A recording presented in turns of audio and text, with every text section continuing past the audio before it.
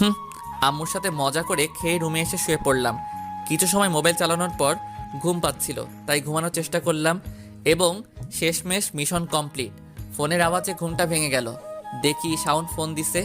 কি রে হারামি, কোথায় তুই? মামা ঘুমাচ্ছি, গুড নাইট।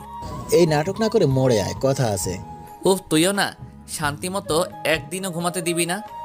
রাখি, তাড়াতাড়ি আসিস। হুম। বিকাল হয়ে গেছে। আমার এই একটাই দোষ, একবার ঘুম পড়লে আর উঠতে মন চায় না। ফ্রেশ হয়ে রুমের বাইরে বের হলাম। দেখে আপু বসে বসে টিভি দেখতেছে আর একা একা হাসতেছে। এইটাই আমার সহ্য হলো না। পিছনে গিয়ে দিলাম একটা চুল টানা আর বললাম, এই পেতনি, হাসিস কিল্লাই। আম্মু। আমাকে আর পাইকে দিলাম ভো এক দৌড়ে বাসার বাইরে। মোড়ে এসে দেখি শাওন দোকানে চা খাচ্ছে। কিরে মামা, হবে নাকি? মামা আমাকে এক কাপ দিন। আর শাওন, তুই ডাকলি কেন বল? ভাই, অনেক বড় খবর আছে। কি বলবি বল। ভাই, আজ বিকালে ম্যাডামকে দেখলাম আমাদের এলাকায়। তাতে কি? সেটা বড় কথা নয়, বড় কথা হচ্ছে ম্যাডাম আমাদের এলাকায় মাহবুব চাচার বাসা ভাড়া নিয়েছে।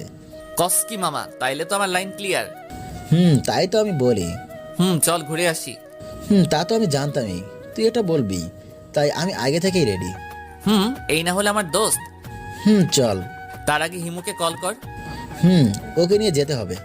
এরপর হিমুকে ফাপড় দিয়ে বাসার বাইরে এনে দিলাম ম্যাডামের বাসার উদ্দেশ্যে রওনা। মামা, ওই দেখ ম্যাডাম ব্যালকনিতে বই পড়ছে। আহা কি চেহারা, আমার সোনা বউ। আরে হালা, দিনের বেলা স্বপ্ন দেখা বন্ধ কর। চল ম্যাডামের সাথে কথা বলি। না ভাই, যাস না। ম্যাডাম তোর উপর খুব রেগে আছে। কেন ভাই? কেন মানে, তুই আজ সকালে ম্যামকে যে খবর দিয়েছিস, ম্যাম সেটা জেনেই আছে। কি করে? রিমি বলে দিয়েছে। ওরে হিমির বাচ্চা। দোস্ত, চল বাসায় যাই। আর কি করব, চল বাসায় যাই। হুম এরপর সন্ধ্যার দিকে বাসায় এলাম। বাসায় এসে পড়লাম আরেক বিপদে। বাসায় এসে কলিং বেল বাজাতেই আপু এসে দরজা খুলে দেয় আর মুখে একটা ভিলেন মার্কা হাসি। আমার কাছে বিষয়টা একটু খটকা লাগতেছে। ঘরের ভিতরে ঢুকেই দেখি আব্বু আমার সামনে। আমি তো ভয় শেষ। আজ বুঝিয়া রক্ষা হলো না। কিরে হারামজাদা, কইছিল এতক্ষণ? আব্বু, বিকালে একটু হাঁটতে গেছিলাম।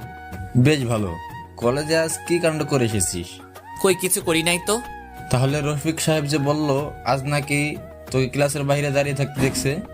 হালার ব্যাটারি আব্বুকে সব বলে দিছে। যাক, এখানে কিছু ফাপড় দিয়ে দেই। ও, এটা তো আমি ইচ্ছে করে দাঁড়িয়েছিলাম। কেন? আব্বু, আসলে হয়েছে কি, আজকে তো ম্যাডাম আমাদের প্রথম ক্লাস নিচ্ছিল আর এদিকে কিছু বাজে ছেলে কথা বলতেছিল, তাই ম্যাডাম তাদেরকে বের করে দেয়।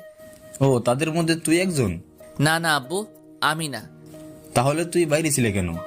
আসলে হয়েছে কি, ওই ছেলেগুলো বাইরে গিয়েও কথা বলতেছিল। আর তুমি তো জানোই আমি ভদ্র ছেলে। ম্যাডাম তাই আমাকে দেখতে পাঠিয়েছিল কে কে কথা বলে। তাদের নাম যেন আমি বলি। সত্যি না মিথ্যা? সত্যি আব্বু। ওই চুপ। এই, তুই ওকে ঝাড়ি দিস কেন? শ্রাবণ, তুই দাঁড়িয়ে থাকবি নাকি পড়তেও যাবি? যাই আব্বু। বাঁচলাম। আর একটু হলে ধরা খেয়ে যেতাম। বাঁচা গেল এই যাত্রায়। আর ফারজানা পেতনির জন্য প্রায় ধরাই খাইছিলাম। ব্যাটারিকে আমি পরে দেখে নিব। পড়ার টেবিলের সামনে বসে মোবাইলটা বের করলাম। বই পড়তে ইচ্ছা করতেছে না, তাই একটু গেম খেলে নেই। গেম খেলবো কি, এখন শুধু ম্যাডামের কথা মনে পড়তেছে। সত্যি কথা বলতে ম্যাডামকে প্রথম দেখাতেই আমার ভালো লেগে গেছে। এর আগে অনেক মেয়ে দেখছি, কিন্তু ম্যাডামের মতো কাউকে দেখি নাই। ইস, ম্যাডামের নামটাই তো জানি না। শাওনকে ফোন করে দেখি কি বলে। হ্যালো মামা। রাখ তোর মামা, আগে বল ম্যাডামের নাম কি? এই রে, আমি তো জানি না। তোর দ্বারা কিছু হবে না। তুইও তো জানোস না, আমাকে দোষ দিস কেন? ওইসব বাদ দিয়ে বল, নাম জানা যায় কিভাবে? কাল সকালে ভার্সিটিতে গিয়ে জেনে নিস। না, আমার এখনই দরকার, না হলে আজকে রাতে ঘুমাতে পারবো না। এ দোস্ত, আমার মাথায় একটা বুদ্ধি এসেছে। কি, তাড়াতাড়ি বল। হিমুকে ফোন করে জিজ্ঞাসা কর। আমি শিওর ও জানে, কারণ ও তো নিয়মিত ক্লাস করে, তাই ওর জানার কথা। হ্যাঁ, ঠিক বলেছিস। রুক, मैं अभी हिमू को फोन लगाता हूँ। দাঁড়া, আমি এখনই হিমুকে ফোন দিচ্ছি। ওকে, রাখ। দেখি হিমুর বাচ্চা কি বলে। ফোন করি আগে। হ্যালো দোস্ত। ওই, তুই এখন ফোন দিছস কেন? আমি বই পড়ি। আরে রেগে যাচ্ছিস কেন? আমি খুব বড় বিপদে পড়েছি। কি হয়েছে বল। দোস্ত, আমাদের ইংরেজি ম্যাডামের নামটা যেন কি? উফ, তুইও না। প্লিজ ভাই বল না। পুরো নাম মনে নাই, আশিকের কাছে শুনেছিলাম রায়সা। আহা কি সুন্দর নাম। মাই লাভ। এই, তুই ফোন রাখ। লাভ ইউ ভাই। আহা কি সুন্দর নাম। দেখতে যেমন নামটাও ঠিক তেমনি সুন্দর, কিন্তু খুব রাগী।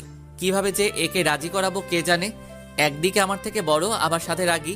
না, আমাকে কালকেই খোঁজ নিতে হবে ম্যাডাম রিলেশন করে নাকি। যদি করে তাহলে তো আমি ছ্যাঁকাকে ব্যাকা হয়ে যাব। শাওনকে নিয়ে কালই সব খোঁজ খবর নিতে হবে। সামনে আবার পরীক্ষা। না, একটু বই পড়ে নেই। পরীক্ষা খারাপ হলে আব্বু এবার আমাকে আস্ত রাখবে না। পাঠক সাহেব, আপনি আসতে পারেন। আমি বই পড়ি, পরে কথা বলবো। একটু পড়ে নিলাম। বই পড়বো কি? চোখের সামনে শুধু ম্যাডামকে দেখতেছি। আহা কি রূপ, কথা বলার কি স্টাইল। আমি মনে হয় পাগল হয়ে যাব।